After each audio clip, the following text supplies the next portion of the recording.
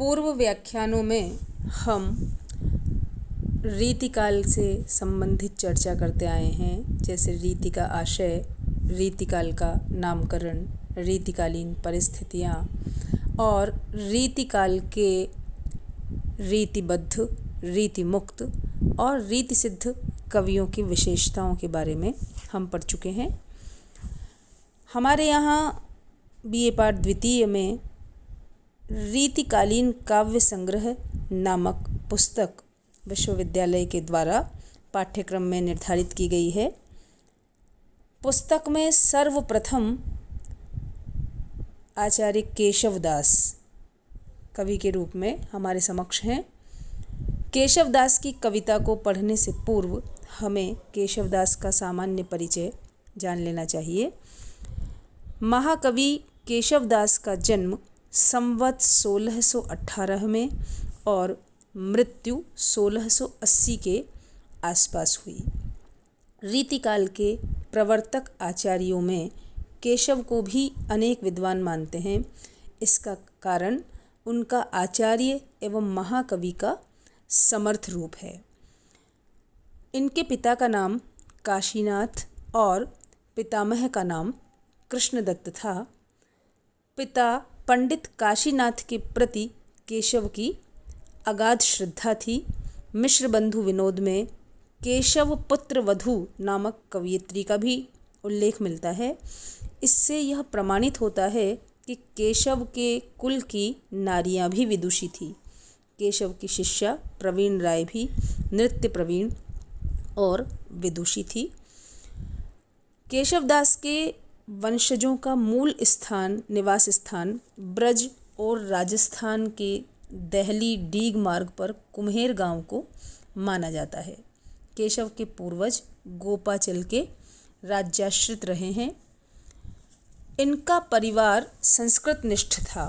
संस्कृत भाषी परिवार में जन्म लेकर बोलचाल की प्रचलित भाषा में कविता करने में इनको बड़ा संकोच होता था। इन्होंने स्वयं कवि प्रिया में यह उल्लेख किया है कि भाषा बोली न जानहीं जिनके कुल के दास, भाषा कवि भो मंदमती तेहि कुल केशवदास। यहाँ भाषा से तात्पर्य हिंदी से है, हिंदी भाषा से है।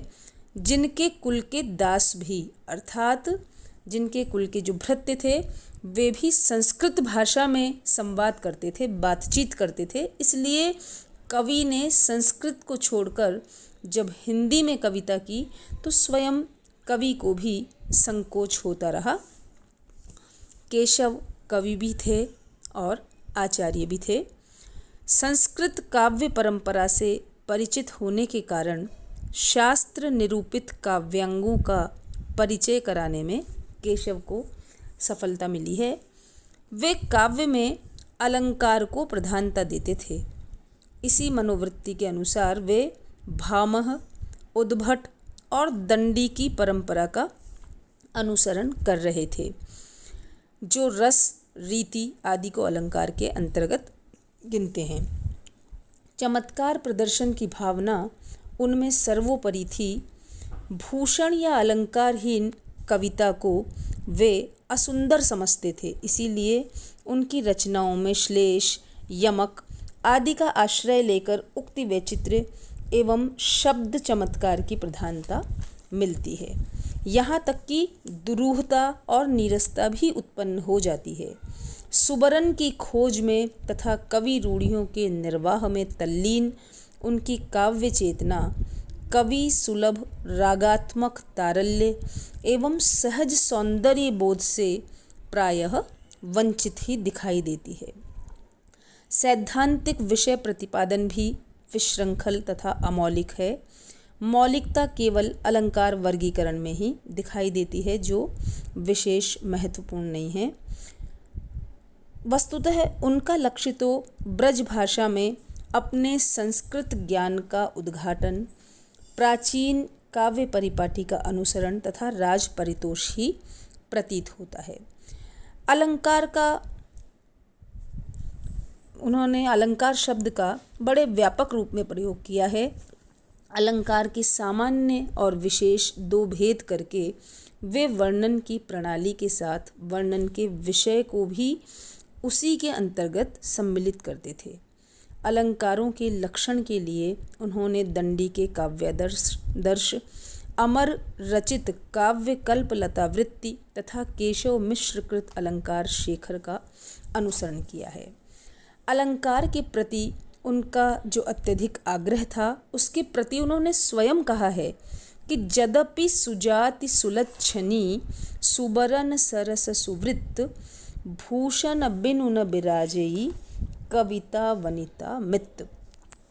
कविता वनिता मित्त, इसका अर्थ है कि कविता और वनिता ये दोनों, वनिता का अर्थ है स्त्री, कविता को यदि अलंकार का आभूषण न पहनाया जाए और स्त्री को यदि भूषण न पहनाए जाए तो वे दोनों ही सुशोभित नहीं होती।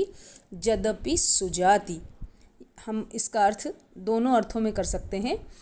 यदि नारी के अर्थ में यहाँ इस दोहे का अर्थ करते हैं तो वनिता के अर्थ में अर्थ होता है कि यद्यपि सुजाति, यद्यपि जो बाला है वह सुजाति, उच्च कुलोत्पन्न हो, सुलक्षणी, सभी प्रकार के सुंदर शुभ लक्षणों से संयुक्त हो, सुवर्ण, सुंदर रूप रंग वाली हो, सरस, सुवृत्त, रसपूर्ण चित्त वाली हो और जिसका चरित्र भी उत्तम हो। किंतु इतना सब कुछ होने के बावजूद भी भूषण बिनु न बिराजेई, यदि आभूषण धारण नहीं किए हैं तो वह नारी न बिराजेई, सुशोभित नहीं होती, सुंदर नहीं लगती, उसको देखकर सौंदर्यानुभूति नहीं होती। उसी प्रकार जो कविता है, यदि कविता सुजाति उच्च वर्ग की, उच्च कोटि की कविता है, सुलक्षणी, काव्य के सभी शुभ लक्षणों से संयुक्त है, सुवर्ण, सुंदर सुंदर चुनिंदा वर्णों को लेकर कवि ने अपनी काव्य की रचना की है, सरस, रस से परिपूर्ण कविता है, सुवृत्त, उस कविता में सुंदर वृत्त का चित्रण किया गया हो, लेकिन फिर भी यदि कविता में अलंकार नहीं है तो भूषण बिनु न बिराजेई, अलंकारों के बिना वह कविता कथमपि न बिराजेई, सुंदर नहीं लगती, अच्छी नहीं लगती, सौंदर्यशालिनी नहीं होती। कविता और वनिता, कविता और स्त्री दोनों के अर्थ में अलंकारों की महत्ता को अत्यधिक आग्रहपूर्वक आचार्य केशवदास ने हमारे समक्ष रखा है। तो इससे यह जाना जा सकता है कि केशव का अलंकार मोह अत्यधिक बलवान था। अलंकारों के अत्यधिक मोह के कारण ही केशव को कठिन काव्य का प्रेत भी साहित्य में कहा जाता है। केशव रचित 7 ग्रंथों की प्रायः चर्चा मिलती है। कवि प्रिया, रसिक प्रिया, रामचंद्रिका, वीर सिंह देव चरित, विज्ञान गीता, रतन बावनी और जहांगीर जस चंद्रिका। कहा जाता है कि इन्होंने कवि प्रिया और रसिक प्रिया अपनी शिष्या प्रवीण राय को काव्यशास्त्र पढ़ाने के लिए रचा था। इसी प्रकार वीर सिंह देव चरित राजा वीर सिंह देव के प्रति था। रामचंद्रिका इनका महाकाव्य है जो कि राम के संपूर्ण जीवन वृत्त को अपने में समेटे हुए है। विज्ञान गीता, रतन बावनी और जहांगीर जस चंद्रिका भी इनके मुख्य ग्रंथ हैं। इनके परवर्ती ग्रंथों में हमें नीति के भी कुछ उदाहरण देखने को मिलते हैं। केशव ने सारी सामग्री संस्कृत ग्रंथों से ली है, थोड़ा हेरफेर अवश्य किया है। उनके कवि व्यक्तित्व पर उनका आचार्यत्व अत्यधिक हावी रहा है। वे उक्ति वैचित्र्य और शब्द क्रीड़ा के प्रेमी थे। रामचंद्रिका उनका प्रबंध काव्य है, पर उसमें प्रबंध पटुता उतनी दिखाई नहीं देती है। केशव दरबारी कवि थे, इसीलिए राजसी ठाट बाट, युद्ध, सैन्य प्रयाण आदि का वर्णन उन्होंने बहुत अच्छा किया है, पर कथा के गंभीर और मार्मिक स्थलों की पहचान करने में वे पिछड़ गए हैं। यही कारण है कि पंडित रामचंद्र शुक्ल के अनुसार केशव को कवि हृदय नहीं मिला था। उनमें वह सहृदयता और भावुकता नहीं थी जो एक कवि में होनी चाहिए। कवि आचार्य केशवदास को महाराज रामशाह के छोटे भाई इंद्रजीत सिंह का राज्याश्रय प्राप्त हुआ था, जो आजीवन बना रहा। अकबर बादशाह से बढ़े हुए झगड़े को आचार्य केशव ने ही अपनी चतुराई से निपटा दिया था। इसीलिए केशवदास को महाराज इंद्रजीत सिंह का सदा सम्मान मिला। उनकी आज्ञा का उल्लंघन ओरछा दरबार में भी कभी नहीं होता था। इंद्रजीत सिंह के पश्चात राजा वीर सिंह देव ओरछा नरेश बने। उनके राज्यकाल में भी केशवदास का सम्मान बना रहा।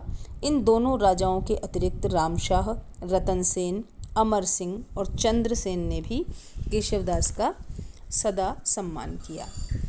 केशव की कवि प्रतिभा कम तो नहीं थी, वस्तुतः उनको परिवार और समाज का जो वातावरण मिला था उसमें उन्होंने उसका यथाशक्य सफल प्रयोग किया। वे राज दरबार के प्रतिष्ठा प्राप्त सामंत थे और वाक चातुर्य में उन्होंने सबको पीछे छोड़ दिया था। अपनी इसी दक्षता के बल पर संवाद रचना के क्षेत्र में केशवदास को सम्राट माना गया है। ब्रजभाषा काव्य को केशव की सबसे बड़ी देन यह है कि उन्होंने काव्य के शास्त्रीय पक्ष को संपूर्णता से ग्रहण करके व्यापक रूप में लक्षण और उदाहरण की परंपरा को स्थापन किया और उसका निर्वाह भी किया।